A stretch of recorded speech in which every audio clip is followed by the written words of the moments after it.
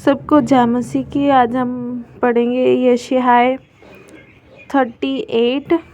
यहाँ पे हम हिजकिय्याह के बारे में पढ़ेंगे। उन दिनों में हिजकिय्याह ऐसा रोगी हुआ कि वह मरने पर था, और आमोस के पुत्र यशायाह नबी ने उसके पास जाकर कहा, यहोवा यूँ कहता है, अपने घराने के विषय जो आज्ञा देनी हो वह दे, क्योंकि तू ना बचेगा, मर ही जाएगा। तब हिजकिय्याह ने भीत की और मुँह फेरकर यहोवा से प्रार्थना करके कहा, हे यहोवा, मैं विनती करता हूँ, स्मरण कर कि मैं सच्चाई और खरे मन से अपने को तेरे सम्मुख जानकर चलता आया हूँ, और जो तेरी दृष्टि में उचित था वही करता आया हूँ। और हिजकिय्याह बिलक बिलक कर रोने लगा।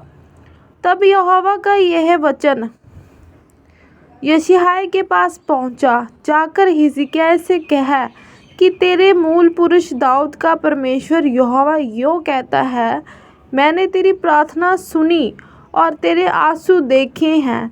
सुन, मैं तेरी आयु 15 वर्ष और बढ़ा दूंगा। अश्शूर के राजा के हाथ से मैं तेरी और इस नगर की रक्षा करके बचाऊंगा। यहोवा अपने इस कहे हुए वचन को पूरा करेगा। और यहोवा की ओर से इस बात का तेरे लिए यही चिन्ह होगा कि धूप की छाया जो आहाज की धूप घड़ी में ढल गई है, मैं 10 अंश पीछे की ओर लौटा दूंगा। सो वह छाया जो 10 अंश ढल चुकी थी लौट गई।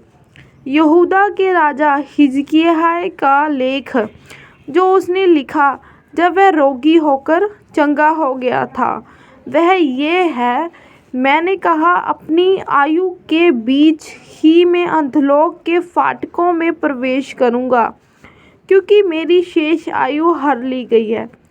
मैंने कहा, मैं यहोवा को जीवितों की भूमि में फिर न देखने पाऊँगा, इस लोक के निवासियों को मैं फिर न देखूँगा। मेरा घर चरवाहे के तंबू की नाई उठा लिया गया है।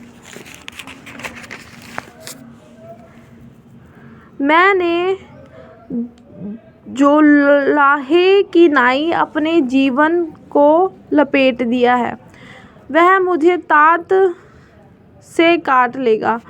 एक ही दिन में तू मेरा अंत कर डालेगा। मैं भोर तक अपने मन को शांत करता रहा। वह सिंह की नाई मेरी सब हड्डियों को तोड़ता है। एक ही दिन में तू मेरा अंत कर डालता है। मैं सूपा बेने व सारस की नाई च्यूं च्यूं करता, मैं पिंडुक की नाई विलाप करता। मेरी आंखें ऊपर देखते देखते पथरा गई हैं। हे यहोवा, मुझ पर अंधेर हो रहा है, तू मेरा सहारा हो। मैं क्या कहूँ? उसी ने मुझसे प्रतिज्ञा की और पूरा भी किया है। मैं जीवन भर कुड़कुड़ाहट के साथ धीरे धीरे चलता रहूँगा। हे प्रभु, इन्हीं बातों से लोग जीवित हैं, और इन सबों से मेरी आत्मा को जीवन मिलता है। तू मुझे चंगा कर और मुझे जीवित रख। देख, शांति ही के लिए मुझे बड़ी कुड़कुड़ाहट मिली, परंतु तूने स्नेह करके मुझे विनाश के गड्ढे से निकाला है, क्योंकि मेरे सब पापों को तूने अपनी पीठ के पीछे फेंक दिया है। क्योंकि अधोलोक तेरा धन्यवाद नहीं कर सकता, न मृत्यु तेरी स्तुति कर सकती है। जो कब्र में पड़े वह तेरी सच्चाई की आशा नहीं रख सकते। जीवित, हाँ, जीवित ही तेरा धन्यवाद करता है, जैसे मैं आज कर रहा हूँ। पिता तेरी सच्चाई का समाचार पुत्रों को देता है। यहोवा मेरा उद्धार करेगा, इसलिए हम जीवन भर यहोवा के भवन में तार वाले बाजों पर अपने रचे हुए गीत गाते रहेंगे।